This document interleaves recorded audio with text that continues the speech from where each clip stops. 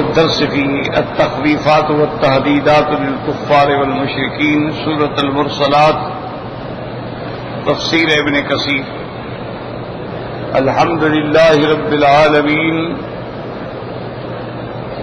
والصلاة والسلام على أشرف الأنبياء وسيد المرسلين سيدنا محمد وعلى آله وأصحابه أجمعين. اللهم صل على سيدنا محمد وعلى آل سيدنا محمد كما صليت على إبراهيم وعلى آل إبراهيم في العالمين إنك حميد مجيد. أعوذ بالله من الشيطان الرجيم. بسم الله الرحمن الرحيم.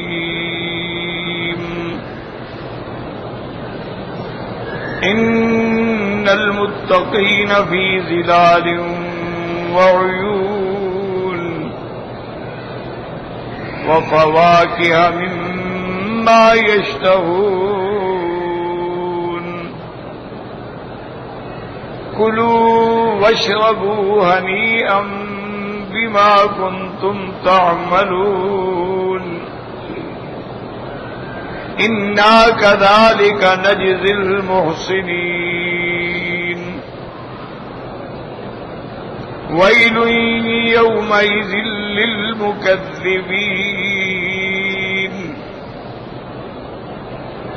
كلوا وتمتعوا قليلا إنكم مجرمون.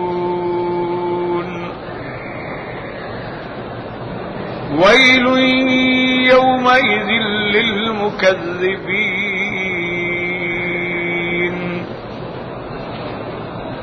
وإذا قيل لهم اركعوا لا يركعون.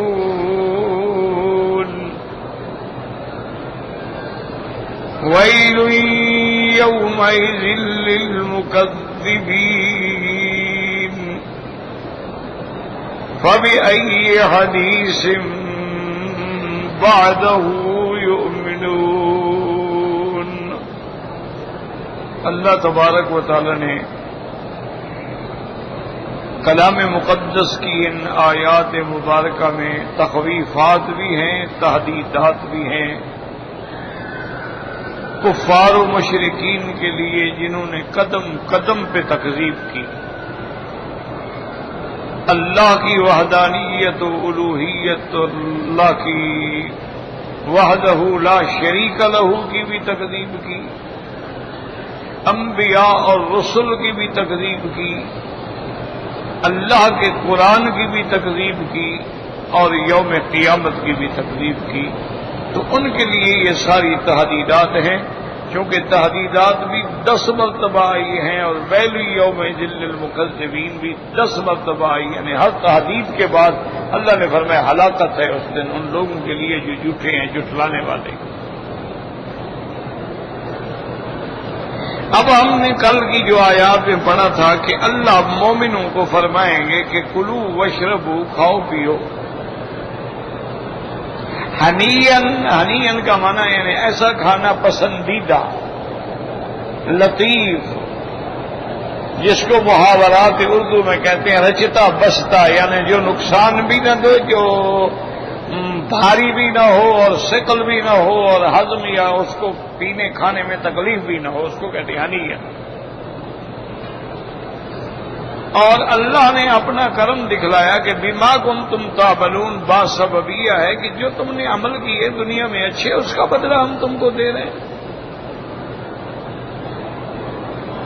اور ساتھ یہ بھی بتلا دیا پروردگار عالم نے کہ انا کذالک نجزی المحسنین، ہم اسی طرح احسان یعنی اچھے محسنین مانا اچھے عمل کرنے والے، نیک عمل کرنے والوں کو ہم اسی طرح بدلہ دیتے ہیں.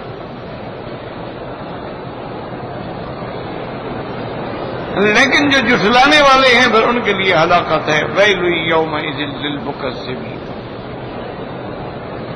اس لیے میں نے عرض کیا تھا کہ قیامت والے دن جب ہم دوبارہ اٹھیں گے تو تکلیف کا دور ختم ہو گیا. وہاں کوئی عمل نہیں، وہاں کوئی عمل نہیں، وہ دار الجزا ہے.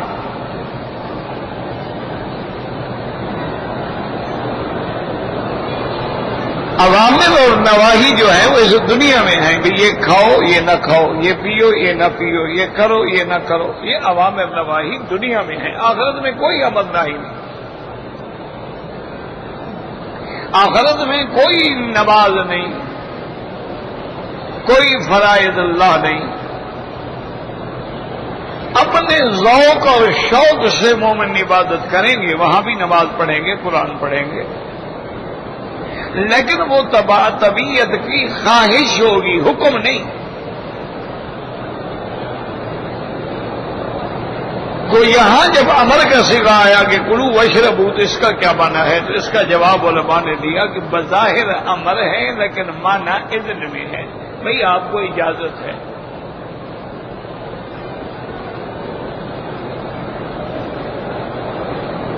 اور بعض علماء فرماتے ہیں کہ یہ بھی اکرام مسلم ہے، جیسے آج بھی دنیا میں آپ جائیں نا جی بڑے بڑے دعوتوں پہ، تو وہاں بٹھا دیا جاتا ہے اور اس کے بعد پھر کھانا دوسری جگہ لگتا ہے، اور پہلے ان کی ریفریشمنٹ ہوتی ہے کہ کوئی قہوہ آ گیا، کوئی کھجور آ گئی، کوئی چائے آ گئی، کوئی جوس آ گئی، اس کے بعد وہ آگے کہتے ہیں اچھا جی تفضل اب چلو جی کھانے کے لیے چلو۔ تو یہ بھی اکرام ہے، یہ عوامر نواہی کا مسئلہ نہیں ہے۔ اور اسی طرح اللہ تبارک و تعالیٰ نے، اب دیکھیں نا میں نے عرض کیا تھا کہ یہ تحدیدات ہیں، تو اب کلام پھر اسی تحدید کی طرف، کلوا وتمتعوا قلیلا انکم مجرمون۔ اللہ حکم دیں گے کھاؤ پیو نفع اٹھاؤ تھوڑا سا، لیکن تم ہو مجرم، کافر، جرم کرنے والے۔ تو اب ان دونوں کا آپس میں غور کریں کہ دونوں آیات کا آپس میں ربط کیا ہے۔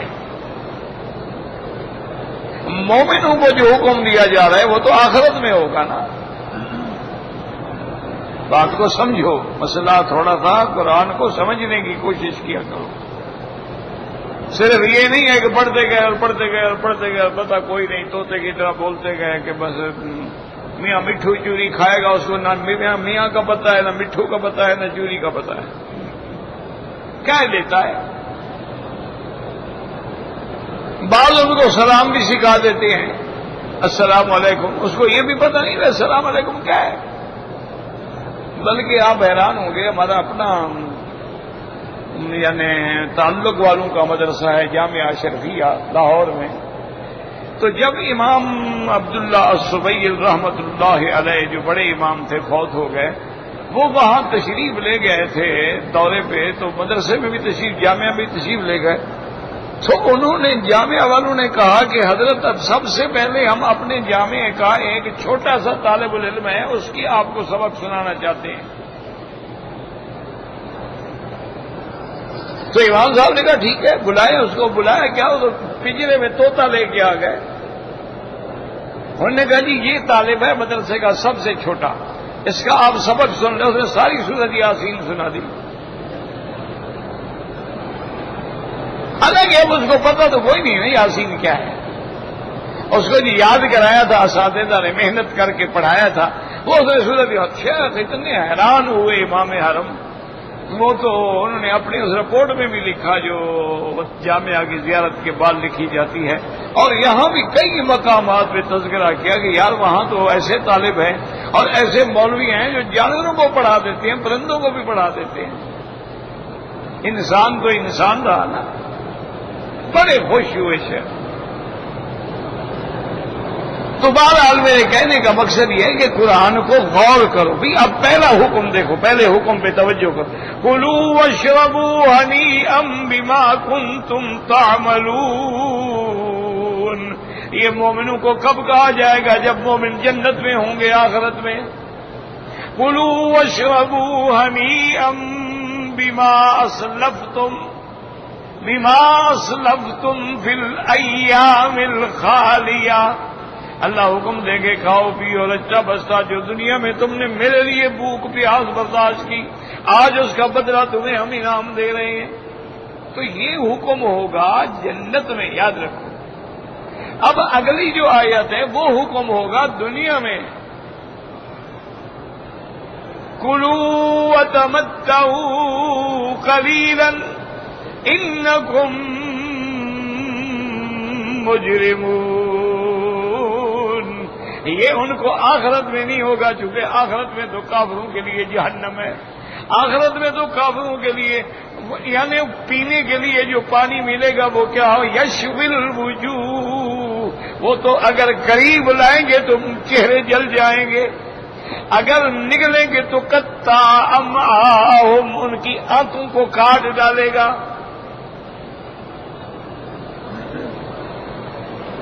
اسی لیے قرآن کو اما ان کان من المکذبین الضالین فنزل من حمیم وتصلیۃ جحیم ان ھذا لہو حق الیقین۔ اللہ فرماتی ہے کہ کافروں کے لیے، ان کے لیے تو مہمانی بھی ایسی ہوگی کہ جہنم کی آگ میں جلنا، ان کے لیے تو وہاں جلنا ہی جلنا ہے۔ اور اگر وہ پانی مانگیں گے تو ان کو ایسا پانی پلایا جائے گا، نعوذ باللہ ثم نعوذ باللہ، کہ اللہ تبارک و تعالی رحم فرمائے، جو آنتوں کو کاٹنے والا ہوگا اور چہروں کو جلانے والا ہوگا۔ بئس الشراب وساءت مرتفقا۔ تو اب ان کا آپس میں کیا تعلق ہے؟ وہ دنیا کی بات ہو رہی ہے، یہ آخرت کی بات ہو رہی ہے، یہ مومنین کی بات ہو رہی ہے، وہ مجرمین کی بات ہو رہی ہے۔ اب اصل میں بات کو سمجھیں کہ جب اللہ تبارک و تعالی مومنین کو جنت میں نوازیں گے نعمتوں سے کہ جناب نہریں ہیں، چشمے ہیں، پھل ہیں، تو ان کے دماغ میں یا دل میں ایک خیال تو آئے گا کہ یا اللہ آج تو آپ نے ہم پر بڑا کرم کیا، لیکن کافروں کو تو یہ سب کچھ دنیا میں بھی ملتا رہا ہے۔ ان کے پاس تو وہاں بھی شراب تھے، کباب تھے، شباب تھے، کھانا تھا، پینا تھا، لذات تھی، شہوات تھی۔ تو اللہ تبارک و تعالیٰ فرمائیں گے کہ تمہاری اور ان کے درمیان میں فرق ہے، تمہیں ہم ہمیشہ کی نعمتوں کے لیے دے رہے ہیں کہ کلوا واشربوا ہنیئا، اب ہمیشہ کے لیے، کبھی نہیں چھینے گا۔ اور کافروں کو جو ہم نے دیا تھا وہ تو تھوڑی سی مدت کے لیے دیا تھا، کلوا وتمتعوا قلیلا۔ ان کے اور تمہارے درمیان میں کتنا فرق ہے، ان کی نعمتیں فانی تھیں، تمہاری نعمتیں باقی ہیں، ان کی نعمتیں مٹنے والی، تمہاری نعمتیں ہمیشہ رہنے والی ہیں، تو آسمان زمین کا فرق ہے۔ ہاں ہم نے ان کو بھی اجازت دی تھی، ہم نے ان کو بھی طاقت دی تھی کہ کلوا وتمتعوا قلیلا، تھوڑا سا تم بھی کھا پی لو، چل پی لو، مرنے جیسے کسی کو بکرے کو ذبح کرنے سے پہلے کھلایا پلایا جاتا ہے، زیادہ موٹا تازہ ہو جائے، یا جو قیدی ہوتے ہیں موت کو، ان کو بھی کہتے ہیں یار اچھا کھانا دے دو، اچھا کپڑا دے دو، اچھا پہن لے، 2-3 دن کے بعد تو بیچارے نے پھانسی کٹ جانا ہے۔ اللہ تعالیٰ ان کو تو ہم نے تھوڑی سی مدت کی مہلت دی تھی، متا چند نفع اٹھانا معمولی سا، اور پھر آگے یہ بھی آ گیا قلیلاً، بہت تھوڑا سا۔ لیکن یاد رکھو اب یہاں بھی سوال پیدا ہوتا ہے کہ بھی کیسے قلیلاً، ہزاروں سال گزر گئے دنیا کو، ہزاروں سال گزر گئے ہیں دنیا کو۔ اب دیکھیں نا جی کہ آدم علیہ السلام سے لے کر آج تک کتنے ہزار سال گزر گئے، اور ابھی اللہ عالم کتنے ہزار سال گزریں گے۔ تو یہ اتنے ہزار سال جو کافروں نے مزے کیے ہیں، یہ تھوڑا کیسے ہے؟ بات سمجھیں کہ فرعون کو 300 سال تک سر میں درد ہی نہیں ہوا، بدبخت، یعنی بیماری تو بڑی بات ہے، معمولی سا درد بھی نہیں ہوا، اور سارا ملک اس کے تسلط میں تھا۔ عظیم الشان اس نے دریاؤں کے کنارے پہ، فرات کے کنارے پہ محلات بنائے ہوئے تھے، اور گھر کے اندر اس نے سینکڑوں ہزاروں کی تعداد میں غلام اور باندیاں رکھی ہوئی تھیں، اور اسی طرح اس کی لاکھوں کے اندر فوج تھی۔ اسی لیے تو دماغ خراب ہوا نا، کہہ بیٹھا کہ میں رب ہوں۔ تو پھر یہ تھوڑی سی کیسے ہے؟ جیسے اللہ فرماتے ہیں کل متاع الدنیا قلیل، کہ دنیا کا نفع جو ہے وہ تھوڑا ہے. تو علماء نے فرمایا یاد رکھو کہ ایک ہوتا ہے کہ ہم ایسے دیکھیں تو ہزاروں سال گزر گئے، جب ہم اس کو آخرت کے ساتھ تقابل کریں گے تو پھر وہ تھوڑا ہی نظر آئے گا نا. اب دیکھیں مثلا ہمارا ایک سال ہے کتنے 365 دن ہے، وہاں تو ایک سال جو ہے وہ ایک دن جو ہے 1000 سال کے برابر ہوگا. تو اب وہ زیادہ ہے یہ تھوڑا ہے کہ نہیں ہے؟ قیامت کا ایک دن جو ہے ان یوما عند ربک کالف سنۃ مما تعدون. تو یعنی اب یوں حساب کرو، علماء فرماتی ہیں، جدید علماء جو ہیں وہ کہتی ہیں کہ اس وقت تک جو زندگی دنیا کی گزر چکی ہے وہ تقریباً 6000 سال ہے. اگر ہم مان بھی لیں تو قیامت کے حساب سے تو 6 دن ہوئے نا، ایک دن ہوا 1000 سال کا، یہ ہوئے کل 6000 سال، تو گویا 6 دن تو قیامت کے مقابلے میں تھوڑی ہے کہ نہیں ہے؟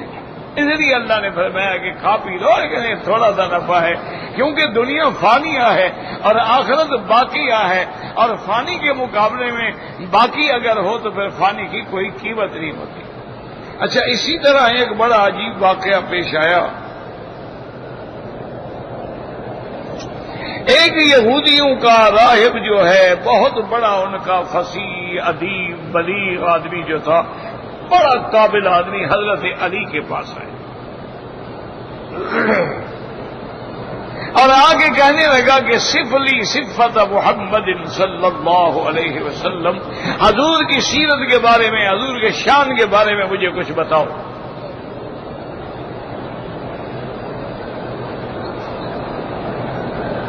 حضرت علی رضی اللہ تعالیٰ عنہ سمجھتے تھے کہ یہودی کو سمجھنے کے لیے تھوڑا آیا یہ تو اس کا مطلب تو اناد ہے نا، بغض ہے، لیکن طریقہ آپ نے فرمایا دیکھو بات سنو، تم نے سوال کیا صفلی متاع دنیا، تم مجھے دنیا کے منافع جو ہیں، دنیا کی چیزیں جو ہیں یہ بیان کر دو، پھر میں بیان کرتا ہوں. اس نے کہا حضرت علی دنیا کی نعمتیں کون شمار کر سکتا ہے، میں کیسے بیان کر سکتا ہوں؟ دنیا کے اندر کیا کیا ہے میں کیسے شمار؟ فرمایا بے وقوف آدمی، جس دنیا کو اللہ نے فرمایا کہ متاع الدنیا قلیل، جو تھوڑی ہے تم اس کو بیان نہیں کر سکتے ہو، اور جس مدنی کے بارے میں اللہ نے فرمایا انک لعلی خلق عظیم، تو میں اس کی صفت کیسے بیان کر سکتا ہوں؟ عجیب آدمی ہو تم، تو قلیل بیان نہیں کر سکتے، مجھ سے عظیم کے بارے میں پوچھتے ہو. اور اس کی اللہ نے فرمایا ہے، اللہ نے فرمایا ہے کہ انک لعلی خلق عظیم. اور یاد رکھو فرمایا اعلیٰ استعلاء کے لیے ہوتا ہے، یاد رکھا کرو.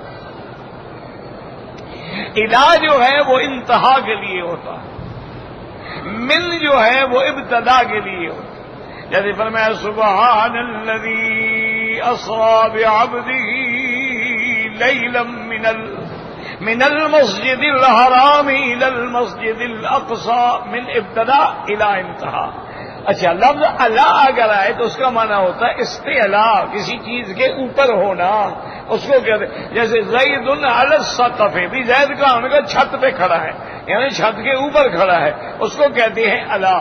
تو اللہ پاک نے یہ نہیں فرمایا کہ انک فی خلق عظیم، یا فرمایا نہیں انک لعلی خلق، میرا مدنی خلق عظیم پر آپ گویا سوار ہیں، خلق عظیم سواری ہے، آپ اس کے اوپر سوار ہیں.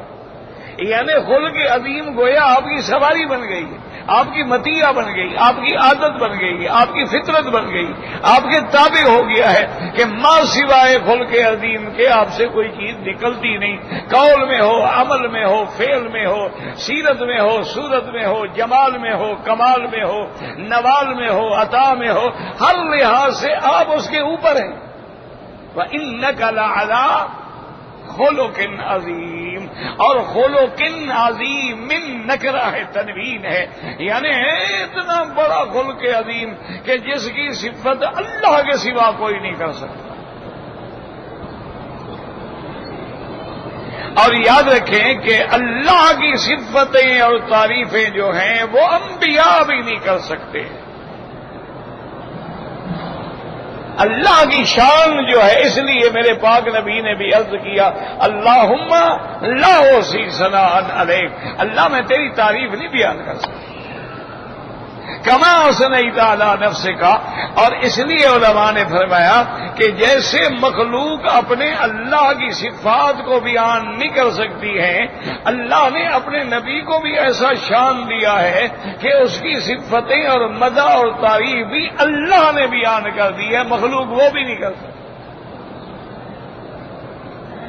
یعنی اللہ نے ایسی شان دی ہے، ایسا مقام دیا ہے کہ ایسا وَأَحْسَنُ مِنْكَ لَمْ تَرَكَتْ عَيْنِي، اس لیے شاعر نے کہا تھا نا، میرا مدنی تم سے زیادہ خوبصورت میں نے آج تک دنیا کی کسی آنکھ نے دیکھا ہی نہیں ہے، وَأَجْمَلَ مِنْكَ لَمْ تَلِدِ النِّسَاءُ، اور تیرے جیسا جمال والا آج تک کسی ماں نے بچہ جنا ہی نہیں۔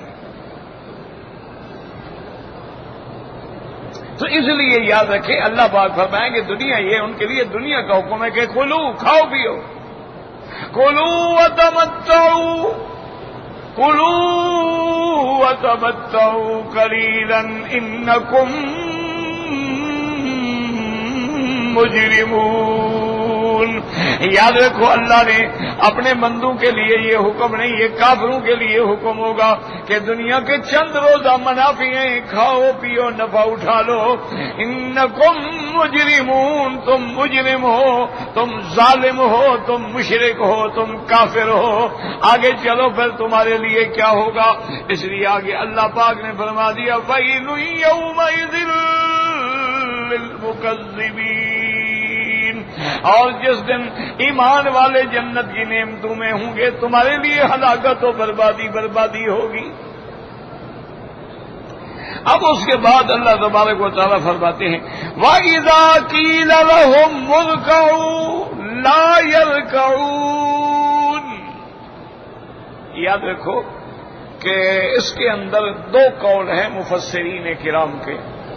اللہ نے فرمایا جب ہم ان کو کہتی ہیں رکوع کرو نماز والوں کے ساتھ، یہ نہیں نماز پڑھتے، نہیں رکوع کرتے،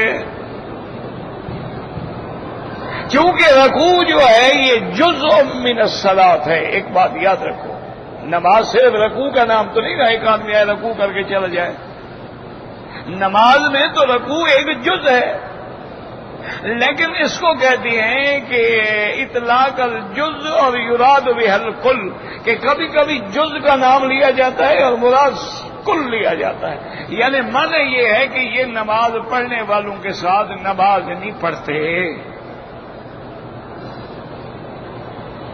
اسی کو قرآن پاک نے دوسرے مقام پہ بھی تفسیر بیان فرمایا کہ جب کافروں کو جہنم میں لے جائیں گے نا تو ان سے فرشتے پوچھیں گے ما سلککم فی سقر، اور بدبختو کون سی وجہ ہے کہ آج تم جہنم کی طرف جا رہے؟ قالوا لم نک من المصلین، وہ کہیں گے کہ ہم نماز پڑھنے والوں میں نہیں تھے۔ اس لیے علماء فرماتے ہیں کہ دراصل نماز جو ہے یہ ایمان ہے، نماز جو ہے یہ عمود ہے، اور نماز جو ہے یہ فرق ہے بین المومن والکافر۔ اسی لیے امام احمد ابن حنبل رحمۃ اللہ علیہ اور شیخ الاسلام ابن تیمیہ رحمہ اللہ تعالی اور بڑے بڑے ائمہ فرماتے ہیں کہ جو بندہ عاقل ہو، بالغ ہو، مرد ہو یا عورت ہو، اگر ایک نماز عمدن جان بوجھ کے چھوڑ دے تو وہ کافر ہو جاتا ہے۔ اب ذرا آنکھیں بند کر کے غور کرو کہ ہمارے گھرانوں میں کتنے مسلمان ہیں۔ ایک نماز چھوڑنے سے، اور حتیٰ کہ ائمہ فرماتے ہیں کہ جو آدمی نماز عمدن چھوڑ دیتا ہے اگر وہ مر جائے مثلا، فرماتے ہیں لا یصلی علیہ، اس کا جنازہ نہ پڑھو، یہ کافر ہے۔ ولا یدفن فی مقابر المسلمین، اس کو مسلمانوں کے قبرستان میں بھی دفن نہ کرو، لاش اٹھا کے پھینک دو اس کی کسی جگہ۔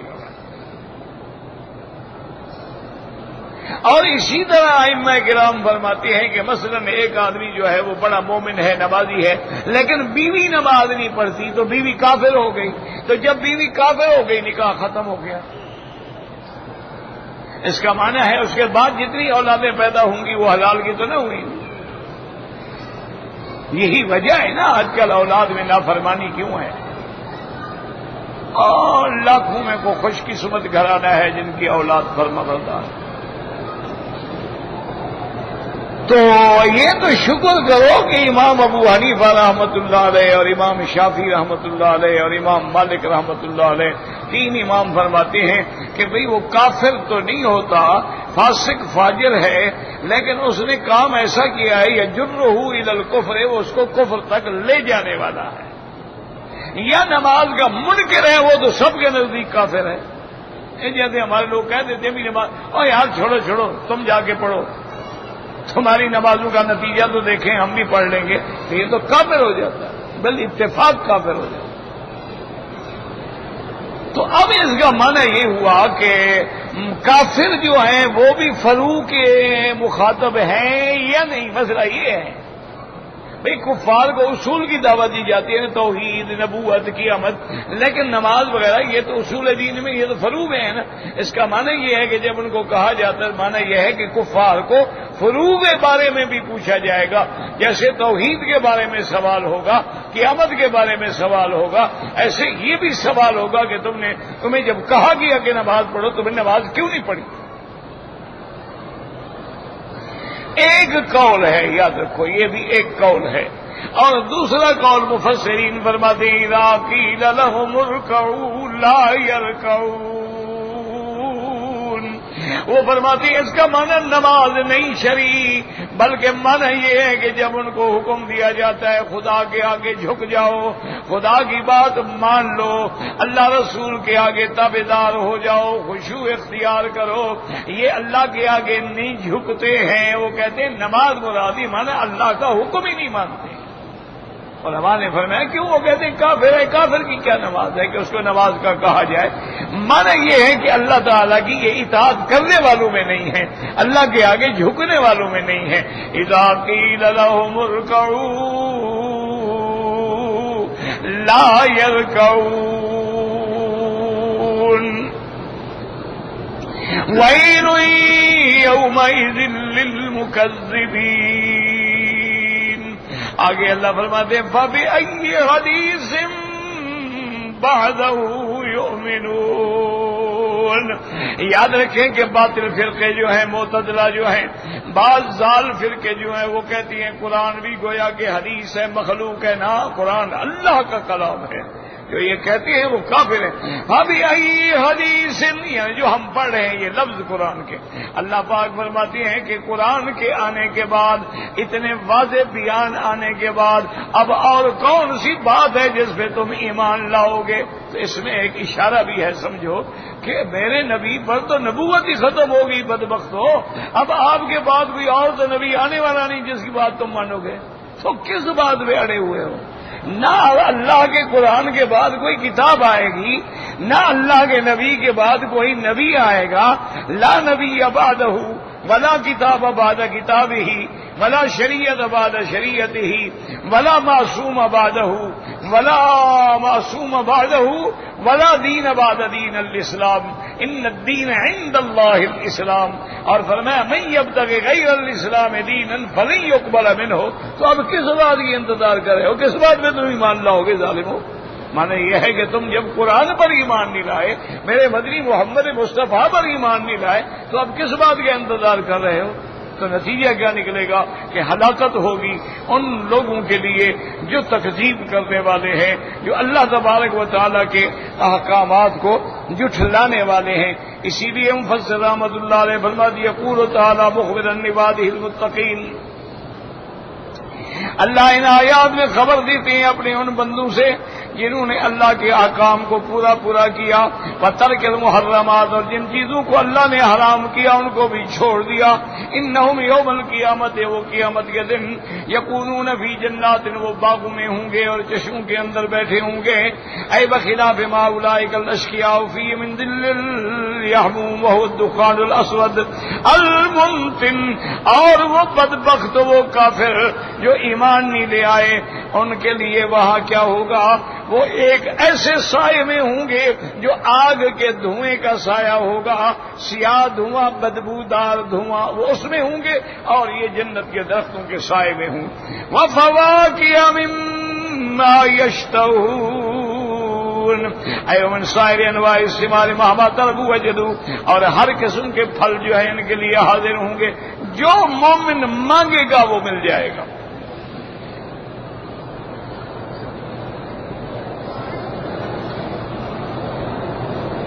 کلوا واشربوا ہنیئا بما کنتم تعملون۔ یقال لهم ذلك نصیب الاحسان الیہم، یہ بھی اللہ کا احسان ہے کہ اللہ ان سے مخاطب ہو کے فرمائیں گے، خبر دیں گے کہ میرے بندے تم نے چونکہ اچھے عمل کیے تھے تو ہم نے تم کو یہ بدلہ دیا ہے، انا کذالک نجزی المحسنین، اے ھذا جزاء لمن احسن العمل، اور اسی طرح یہ میرا بدلہ ان کے لیے بھی ہے جو تمہارے بعد بھی اچھے عمل کریں گے۔ پہلے یوم للمکذبین، وقوله تعالی کلوا وتمتعوا قلیلا انکم مجرمون، خطاب للمکذبین بیوم الدین وامرهم امر تحدید ووعید۔ اللہ پاک نے فرمایا کلوا وتمتعوا قلیلا، مفسر فرماتے ہیں یہ جھٹلانے والے، قیامت کے جھٹلانے والے ان کو خطاب ہے، اور اس خطاب کے اندر بہت بڑی تحدید ہے، وعید ہے۔ کلوا وتمتعوا قلیلا، اے مدتا قلیلتا قریبتا کثیرتا، تھوڑی سی مدت، قیامت بالکل قریب ہے، یہ تھوڑی مدت کھا پی لو، انکم مجرمون، ثم تساقون الی نار جہنم، اس کے بعد پھر تمہیں جہنم کی طرف لے جائے گا۔ ویل یومئذ للمکذبین کما قدمتہم قلیلا ثم نضطرہم الی عذاب غلیظ، ہم ان کو کہیں گے کھا لو تھوڑا بہت، پھر تمہیں عذاب غلیظ سخت عذاب میں ڈالا جائے گا۔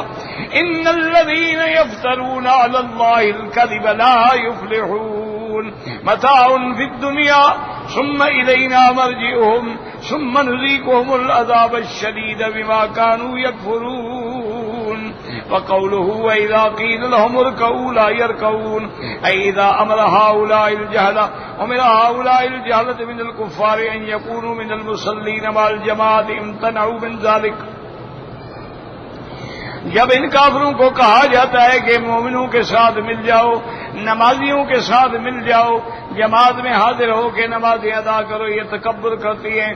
اللہ نے فرمایا ویل یومئذ للمکذبین فبأی حدیث بعدہ یؤمنون، ای اذا لم یؤمنوا بہذا القرآن، اگر تمہارا قرآن پر ایمان نہیں تو کس بات پہ پھر تم ایمان لے آؤ گے؟ کقولہ تعالی فبأی حدیث بعد اللہ وآیاتہ یؤمنون۔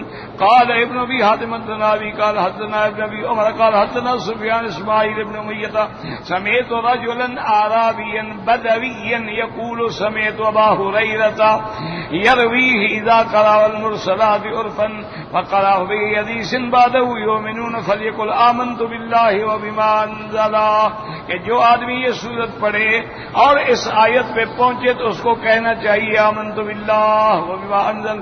وقد تقدمات حدیث فی سورۃ القیامت، آخر تفسیر سورۃ المرسلات وللہ الحمد والمنہ وبالتوفیق والاسماء۔ الحمدللہ سورۃ المرسلات کی تفسیر اللہ نے نصیب فرمائی، اور انشاءاللہ زندگی تو پھر سورۃ النبأ کی تفسیر ہوگی۔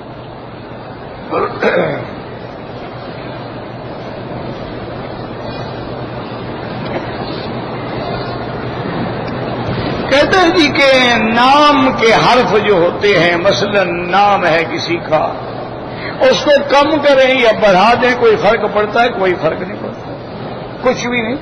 صرف شریعت میں یہ حکم ہے کہ اچھے نام رکھا کرو۔ یہ نہیں ہے جیسے جاہلوں کا عقیدہ ہے جی نام بڑا بھاری ہے اس کو نام بدلنا چاہیے، یہ نہ بھاری ہوتا ہے اور نہ یہ کمزور ہوتا ہے۔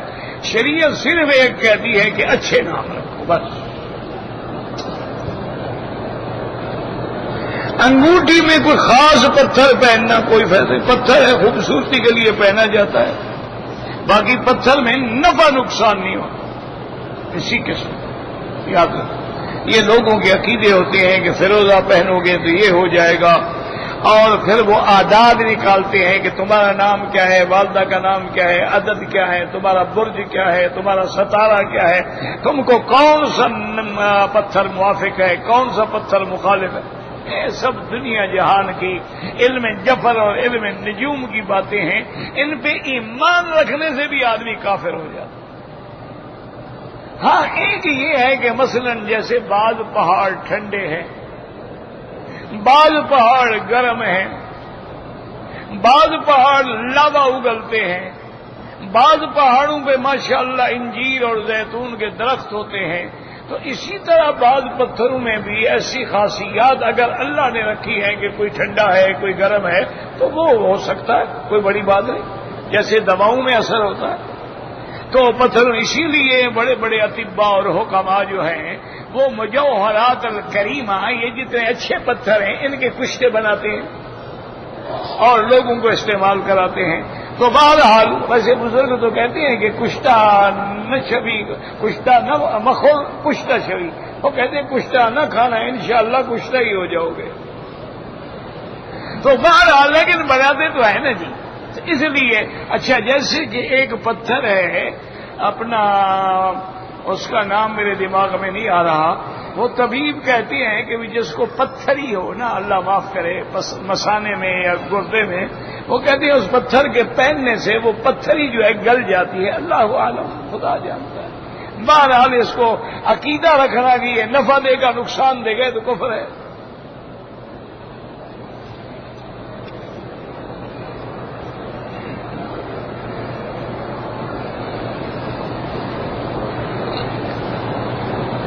کہتے جی کہ ایک آدمی نے جنازے میں اس وقت شرکت کی کہ 2 تکبیریں امام کہہ چکے تھے، یعنی اس کو آخری 2 تکبیریں ملی ہیں. تو بڑا آسان کہتا ہے کہ جب امام سلام پھیر لے جلدی جلدی کہہ دو اللہ اکبر اللہ اکبر السلام علیکم. وہ جلدی کہنا، یہ نہ ہو کہ تم کھڑے رہو اور جنازہ قبرستان پہنچ جائے اور تم کھڑے رہو اللہ اکبر کہنے کے لیے.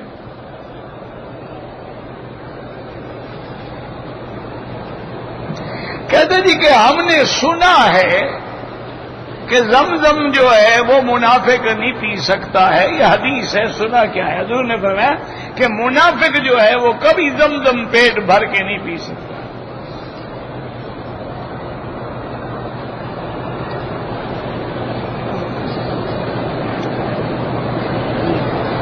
کہتے ہیں کہ میں اپنی بیوی سے لڑ کر عمرے پہ آیا ہوں، عمرہ ہو جائے گا تو عمرے کا بیوی سے کیا تعلق ہے؟ بھائی بیوی اور میاں کی لڑائی الگ چیز ہے. عمرہ جب عمرہ کر جاؤ نا تو یہاں سے کوئی ہدیہ شدیہ لے جاؤ، جا کے سلو کر لو. یار بیوی کا منانے کا کیا ہے، کچھ مال خرچ کیا کرو نا.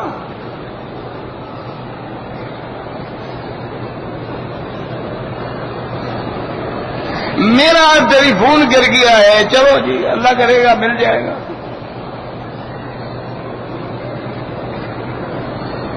اگر کوئی آدمی فوت ہو گیا ہے اس کا حج بدل ہو سکتا ہے، بالکل ہو سکتا ہے. لیکن ایک بات یاد رکھ لو کہ جب حج بدل کرانا ہو تو کسی علم والے کو، عالم کو بھیجنا جو حج بدل کے احکام کو جانتا ہو. حج بدل میں بڑے احکام ہیں، کیونکہ جو بندہ مر گیا ہے کیا اس نے وصیت کی تھی کہ میرا حج بدل کراؤ؟ کیا اس نے مال چھوڑا کہ اس پیسے سے حج بدل کراؤ؟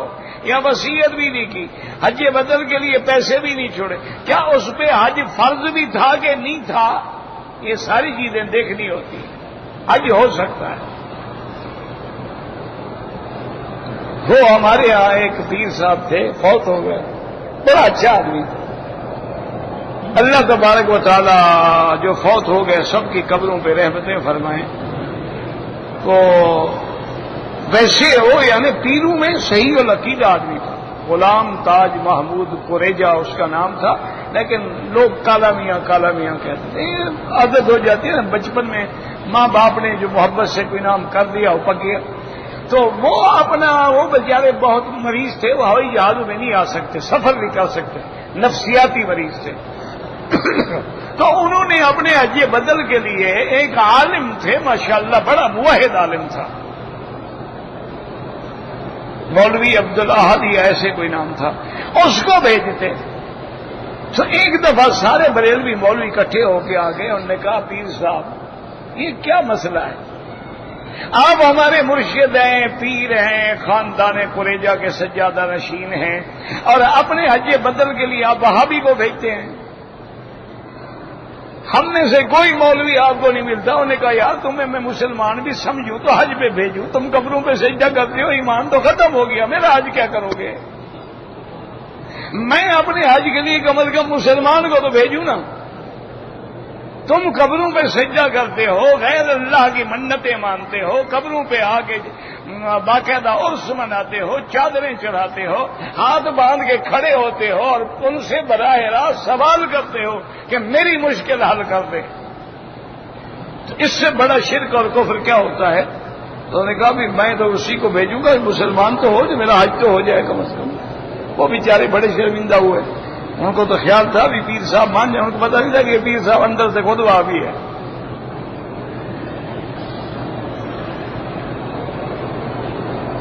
آپ کے شاگرد کا بیٹا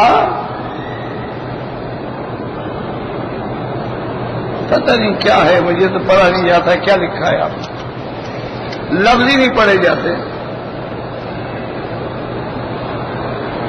اگر کسی آدمی نے ٹوپی ایسے ڈالی ہوئی ہے نماز مکروہ ہو جائے, اپنے پیشانی پہ سجدہ کرو. مجبوری الگ بات ہے, یہ ہے جیسے قالین بچھا ہوتا ہے, سجدہ ہو جائے گا, نماز ہو جائے گی. افضل یہ ہے کہ نیچے ہو سجدہ. حضور پاک نے کبھی قالین پہ سجدہ کیا ہے؟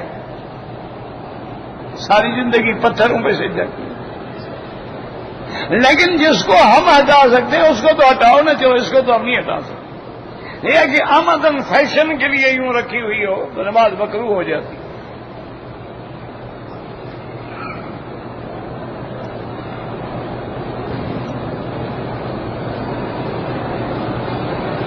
امام صاحب جب جنازہ پڑھاتے ہیں تو بہت سارے لوگ امام کے آگے صفیں بنا لیتے ہیں, ان کی نماز بالکل نہیں ہوتی.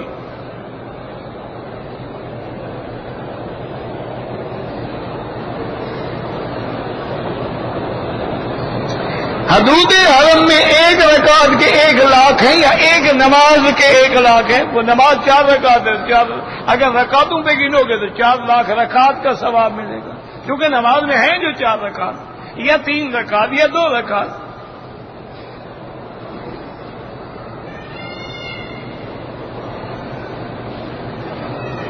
ایک آدمی نے سنت کی نیت کر لی, موبائل کی آواز سن کے نماز توڑ دی, بہت بڑا گناہ ہے. لا تبطلوا اعمالکم, جب کوئی عمل شروع کر دو اس کو باطل نہ کیا کرو, بند کر دو موبائل کو.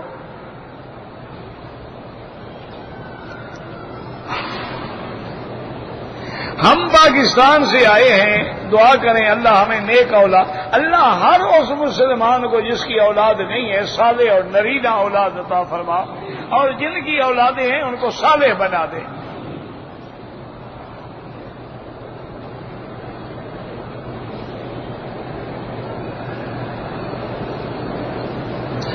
مدینہ منورہ سے آتے ہوئے میری بیوی حیض کی حالت میں تھی, اس نے عمرے کی نیت نہیں کی, بہت بڑی غلطی کی. حیض کی حالت میں بھی عورت غسل کرے, نماز نہ پڑھے لیکن لبیک پڑھے, نیت کر کے آ جائے, مکے میں بیٹھی رہے, جب پاک ہو غسل کر کے عمرہ کر لے. تو بہرحال اب پاک ہو کے فوراً اس کو مدینہ منورہ لے جائے یا طائف میقات سے لے جائے, عمرہ کرے, ورنہ دم دینی پڑے گی. طائف بھی میقات ہے.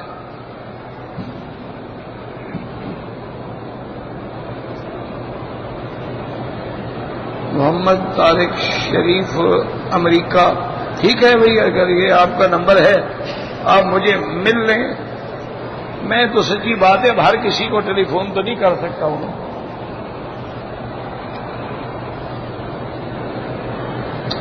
بچے پیدا ہوئے, نام ہم نے ماہ نور رکھا ہے, کوئی بات نہیں, کوئی اسلامی نام نہیں ہے, ویسے بہرحال جائز ہے.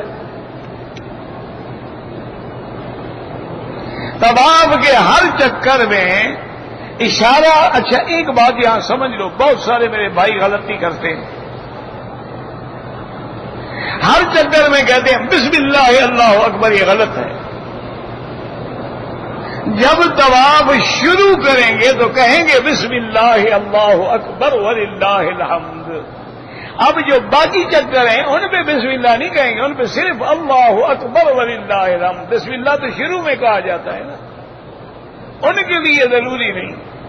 اور دوسرا یہ ہے، سنت یہ ہے کہ حجر اسود کو ایسے دونوں ہاتھ رکھ کے بوسہ دے. اگر بوسہ دینے کی ہمت نہ ہو تو ہاتھ لگا کے چوم لے. اگر ہاتھ بھی نہیں لگتا تو بس دور سے اشارہ کریں، پھر چومنے کی ضرورت نہیں ہے. اللہ اکبر وللہ الحمد. لیکن 1 سیکنڈ کے لیے وہاں تمہارے پاؤں رکنے چاہیے.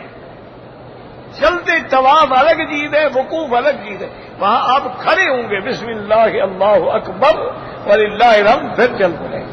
اسی طرح آپ اگر ایسے چلتے ہوئے بھی رک جائیں، اللہ اکبر وللہ الحمد، پھر چل پڑے. تو طواف میں احتیاط کیا کریں، خیال کیا کریں.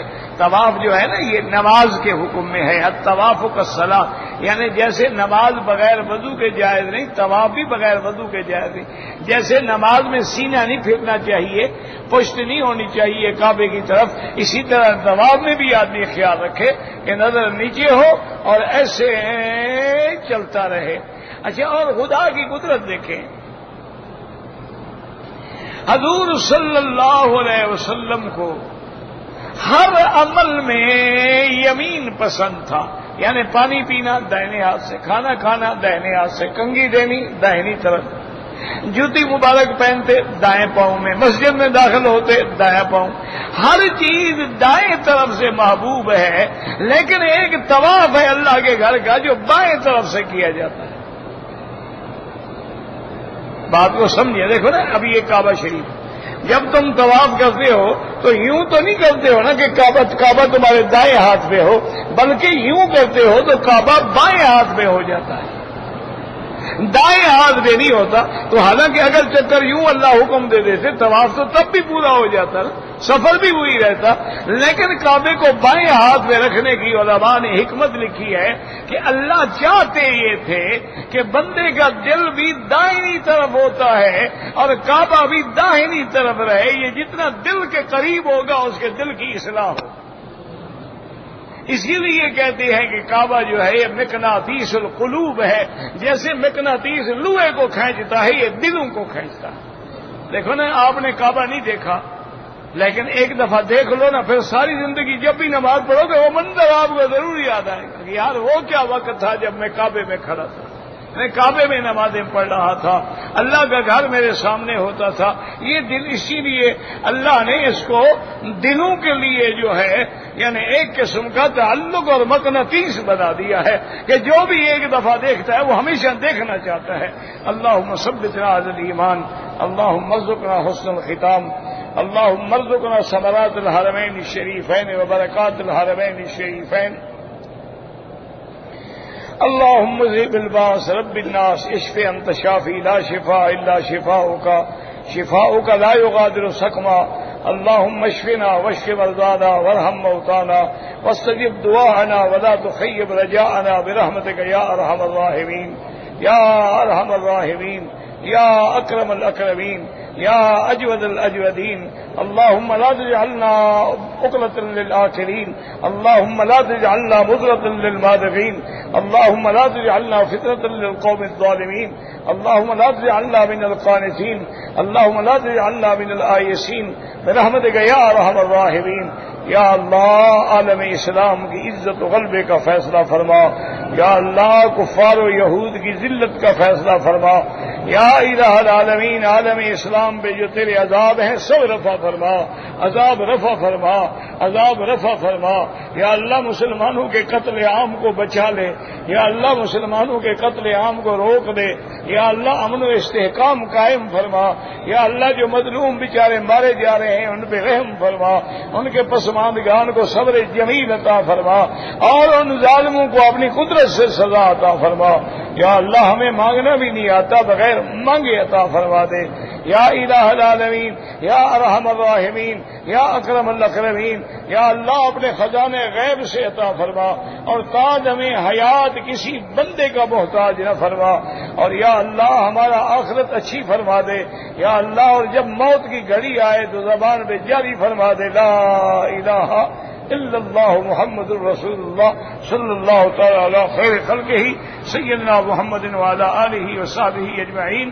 اللہم صلی علی سیدنا محمد وعلی آل سيدنا محمد كما صليت على إبراهيم وعلى آل إبراهيم في العالمين إنك حميد مجيد.